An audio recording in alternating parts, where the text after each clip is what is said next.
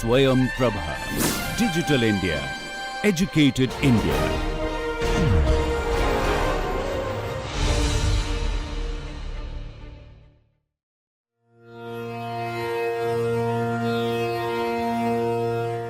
The period of the Trinity has always been a very significant landmark, I would say, in the history of Carnatic music. And we've also discussed about how this period is known as the golden period because of the way music took a complete twist, I would say, in terms of the approach to it.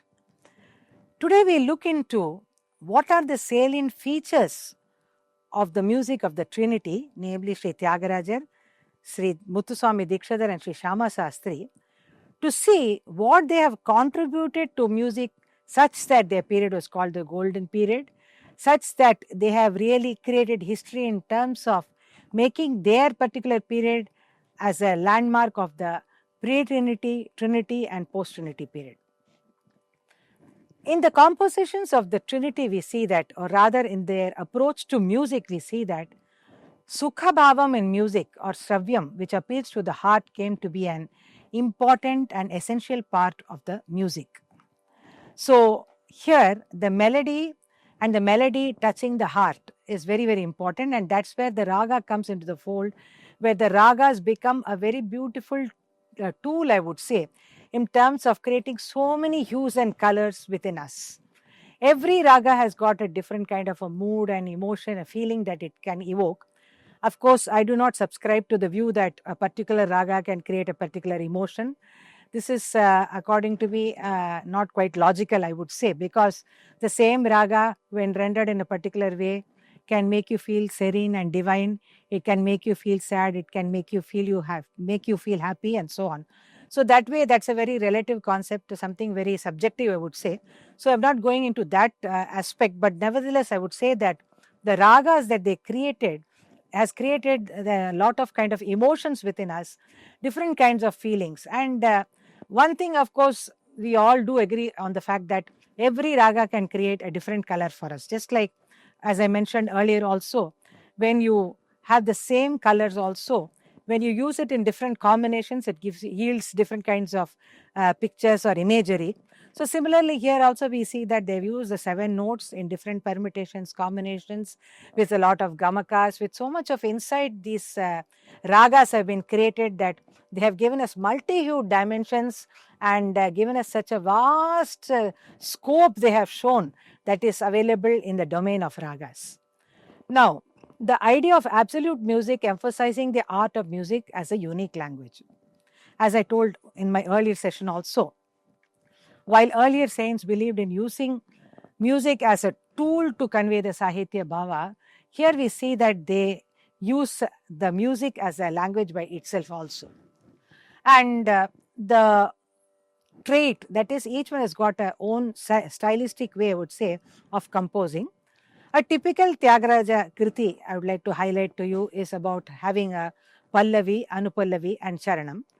And what is special about Tyagaraja as distinct from Dikshidhar and Shyama Sastri is that in many of the Kritis of Tyagaraja, we see that the Anupallavi's tune gets repeated verbatim in the Charanam part. Whereas in the case of Dikshidhar, each time you will see that a fresh music is introduced, and you won't see any similarity of or the kind of repetition of any particular tune within that particular composition. This also applies to Sri Shyama Sastri. So we'll look into this in a more detailed manner, that how Tyagaraja's composition, the Anupallavi's tune gets repeated in the latter part of the Charanam. I'll take an example of a composition in a rarer ragam Simhavahini, Nenarunchara. So Nenarunchara again, the Simhavahini is a creation, a raga creation by Sri Tyagarajar. And in his creations, we also see interestingly that it is very tricky. Sometimes what happens, he takes a Melagartha and just removes one note and creates a Janya Raga out of it. So sometimes we may also get confused whether it is that Janaka Raga or the Janya Raga. But again, as I said, because they were great Vagekaras, in the very first phrase they have shown us that this may be a Janya of this particular Mela, but nevertheless this is different in this way.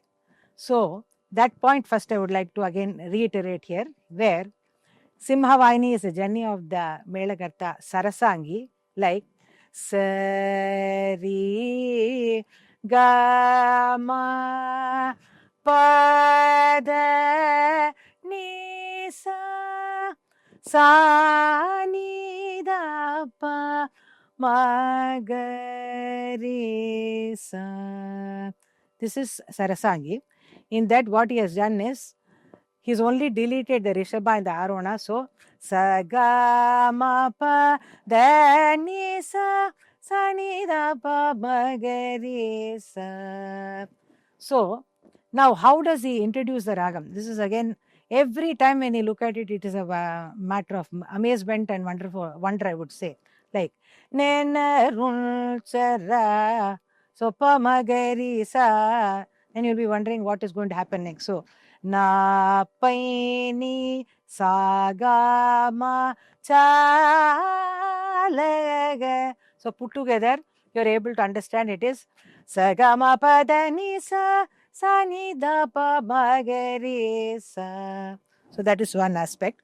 Now, what we wanted to focus here about the tune of the Anupallavi getting repeated in the latter part of the Charanam. So the Pallavi goes like Nenarul Chara Na Paini Chala Nenarul Chara Na Paini Chalani Dasudanu Gada Shirama. So the Pallavi goes along with the Sangatis. Now the concentration here in this particular thing we wanted to do is on the Anupallavi and the Charanam. So the Anupallavi goes like Sana Kadi Yogi Vrindavaldyapada Saketa Vasa Sadbhakta Posha Saketa Vasa Sadbhakta Posha. Now just keep this aside. Let's go to the Charanam. Talli Tandri Guru Daiva Munivani Taruchuganu Ninnu Nammiyulna Ne. This is the first part of the Charanam. So the first line of the Charanam generally introduces a fresh music.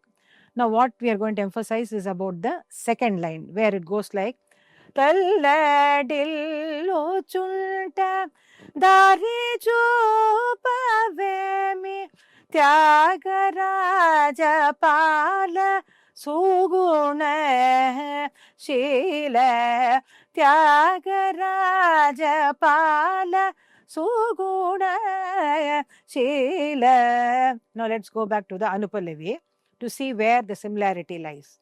So, Sanakari Yogi Vrudavaldyapada. That bears a similarity with that, the Charana line. Talladillu chunda dari jupavemi. The second part of the Anupallavi. Saketa vasa sadbhakta posha. The latter part of the Charanam. Tyagaraja pala suguna shila. There is one more Sangati in that in the Anupallavi. Saketa vasa sadbhakta posha. Similarly, Tyagaraja pala suguna shila nenarul charana paini chalani dasudanu karashi rama nenarul chara na paini chala.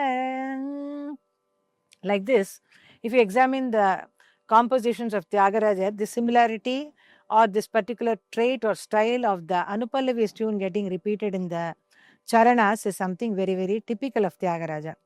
In especially almost all the Deshadi Tala Kirtana, the Rendikala Kirtanas, you would see this. Of course, the Divyanama, Utsav Sampradaya are a category apart, where you see there are no Anupallavis, it's Pallavi and multiple Charanam. And here again, we see that the Charanas, all of them, whether they are 6 or 10 or 15 or how many ever they all repeat the tune verbatim. Each Charana has got the same tune as the earlier one. That we will deal with later, but a proper Kriti format that Tyagaraja devised. A unique characteristic is the Pallavi, Anupallavi Charanam, and the tune of the Anupallavi getting repeated verbatim in the Charana part, the latter part, that is. Now we will take another example of a ragam in which Dikshadhar and Tyagaraja have composed. As I mentioned to you, Dikshadhar uses fresh music each time in his composition. So now while I sing, you would see that there is no similarity or there is no kind of repetitiveness of any particular tune or melody within that composition, as I mentioned in the earlier Tyagaraja composition that you just saw now. Let us look at a very popular composition of his, Sri Venkatagirisham Aloke. Sri Venkata Girishama Lokage Vinayaka Turagarudam Sri Venkata Girishama Lokage.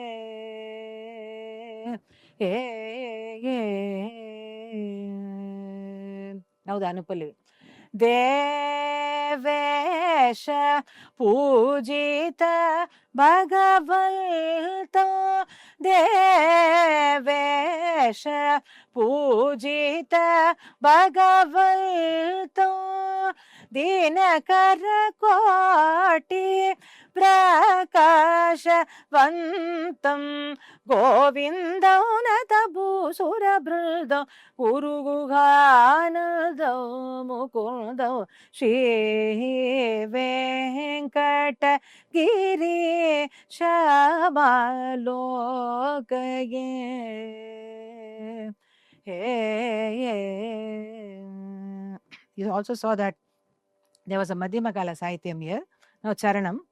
Alamelu Manga Sametam Ananta Padma Nabhamatitam Kali Yuga Pratyaksha Vibhato Kalchajadi Devopetam Jaladhara Sanniba Sundara Gatram Jalarugamitram Shatrunetam Kalushapaha Gokarna Kshetram Karunarasapatram Chinmatram Shri Venkata Girisha Maloka Vinayaka Turakarudam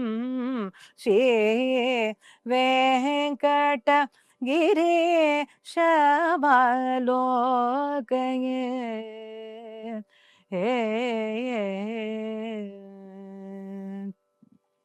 I've taken the same surety for Tyagaraja also, for you to see how the tune of the Anupallavi gets repeated in the Charana. This is quite in contrast to now what I sang as part of Dikshadhar's composition as Sri Venkatagirisham Aloke. Let's look at this composition of Tyagaraja. Same Aditala I have taken, and almost the Kala Pramana also same. So, but you see how the musical structure differs in both. Paramuga Belara Ramaya Paramuga Melara Ramaya Paramuga Melara. So the Pallavi is not our point of discussion. Now coming to the Anupallavi. Niradharana Galada Niradharana Galada Niyadala Niradharana Galada Niyadala ಆನಂದ ಕಲ್ಯಾಣ ಗುಣ ಪರಮುಗ ಮೇಲರ. Now let's look at the charanam of this composition. Ibharaju neeku emaina నీచన Telugu శుభ ప్రతుడు నీవే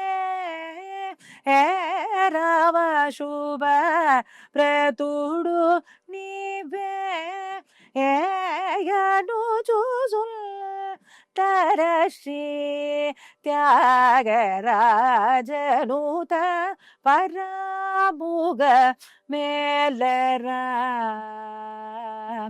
Where, as I mentioned in the earlier composition in Simhavahini, Nenurunchara, similarly here also you see Niradharana galada Shubha pradudu nive. So this is something, I would say, a typical trait of Sri Tyagaraja, that he has used this kind of a style of melody in his composition. In Dikshadhar, of course, he has created his individual stamp by using the concept of what we call as Samashti Charanam today. Samashti Charanam means, unlike having a Pallavi, Anupallavi and Charanam, the song has only two parts. It is a two-section song where there's a Pallavi and, as I would say, a condensed form, or taking the Anupallavi and Charanam together and forming one section, that is known as the Samashti Charanam. And many compositions of Dikshadhar, you see that he has composed in this format of Samashti Charanam, which is not to be seen in the case of Tyagaraja and Shyama Sastri. Here again, that is what is the wonder, I would say, where all of them were contemporaries, they lived in the same place also, but yet you see how each one of them evolved an individualistic style for themselves. Now let us look at a Samashti Charanam composition of Sri Muthuswami Dikshadhar to see how he has composed a two-part composition. Now here also another point to be understood, and kind of, when you look at it, you will understand that whether it is a two-part composition, a three-part composition, a small composition, a very big composition like the Navagraha Kritis where the Charanam runs into several lines, whatever be it, or if it be just even 4 lines of a composition, every composition captures the quintessence of the ragam in full measure. That is very important. So whether it is small or big, it doesn't matter. How they have captured the essentials of the raga, even in a small phrase, is what makes them some of the, in fact, in the annals of the musical history, we call them the greatest composers for all these reasons only. Coming back to Dikshadhar and his Samashti Charanam, let us look at one of his compositions in the ragam Dhamavati, which has got 2 sections, the Pallavi and the Samashti Charanam. Parandamavati Jayati, Parandamavati Jayati, Parvati Paramesha Yuvati, Parandamavati Jayati, Parvati Paramesha Yuvati, Parandamavati Jayati.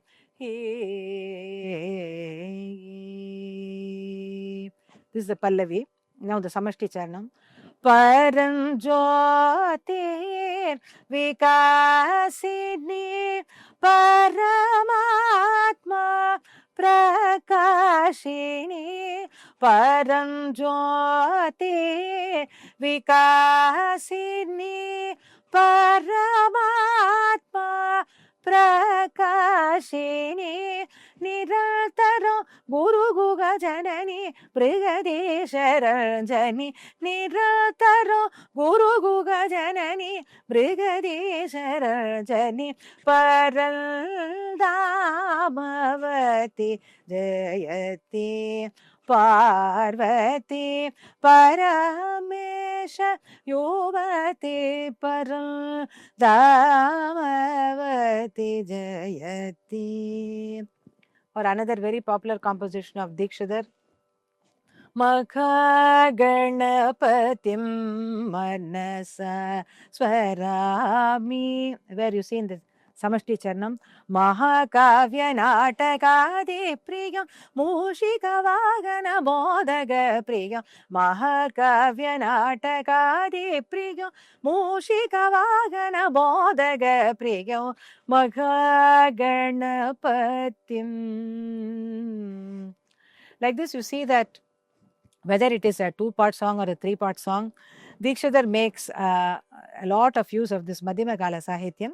Of course, where he uses it and how he uses it depends on the composition, and it's not like structured that he'll use it only at this particular point of time. Sometimes you see that the entire Anupali itself may be in the form of a Madhyama Kala Sahityam. Sometimes the latter part of the Sharanam will have this Madhyama Kala Sahityam. Sometimes the Pallavi itself will have this kind of Madhyama Kala Sahityam. When we examine each composer separately, we will make a study of this. Now, the Shyama Sastri is a class apart where, as I said earlier also, that he uses a lot of what we call as the Ghana and Rakti Ragas. So, a composition of his, but again, here again, when you listen to it, you will definitely know that it is a composition, the style will help you define and know that this is distinctly Shyama Sastri's composition. For example, a composition in Saveri, Shankari Shankuru Chandramukhi Akhilandeshwari Shankari Shankuru Chandramukhi Akhilandeshwari Shri Akhilandeshwari Shri Akhilandeshwari Shambhavi Sarasija Bhavavandite Gauri Shankari Shankuru Chandra Mukhi,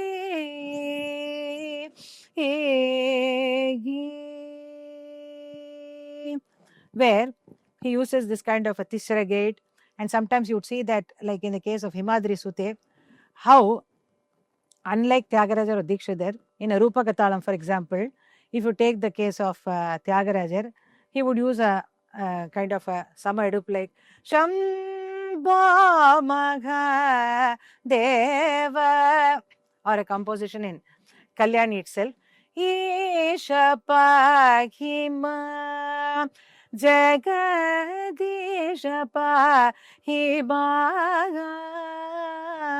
So where it starts on the Samam, sometimes in Ara Adam also, Mukal Adam he starts off. That is Ara and Mukal means half and 3/4. But here in the case of Shyama Sastri, he explores a new point of Edupu where he starts the song, like for example the same Kalyani Ragam, Himadri Sute that he has composed, he starts after 4 aksharas, that is on the second beat, like 1, 2, 3, 4. Himadri Sute, Himadri Sute, Pahima Varade Paradevate. And all the Sangatis also maintain this particular asa and the Edupu, and they are developed on this, like Himadri Sute Pahima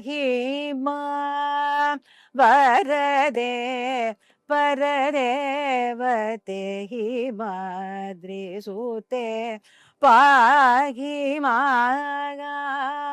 Varade Paradevate Himadri Sute Pahima Varade Paradevate Himadri Sute Pahima. And the same Edupu he maintains in the Anupallavi also, like Sumeru Madhya Vasini Amba Sumeru Madhya Vasini Shri Kamakshi Himadri Sute Pahima. The Charanam he goes to a different kind of Edupu, that is Ara Edupu, depending also on the Sahitya and how it moves. taka Shama Krishna Sodari Gauri Para. But what is important is that though he starts in this Ara Edupu or after half Edam, the Sahityam, when it completes, it leads itself into the Edupu of the Himadri Sute, which again it's after 4. Like, look here. Shama Krishna Sodari Gauri Parameshwari Girija Alanila Veni Kiravani Se Lalite Himadri. That's the beauty of the composer, where wherever he starts, he comes back to it. Like you can imagine, like the different rivers which come from different places but finally merge into the sea, like that. It comes and merges into Himadri Sote Pahi Ma. Here again, important point apart from this is that each of them, they define their own set of ragas to create composition.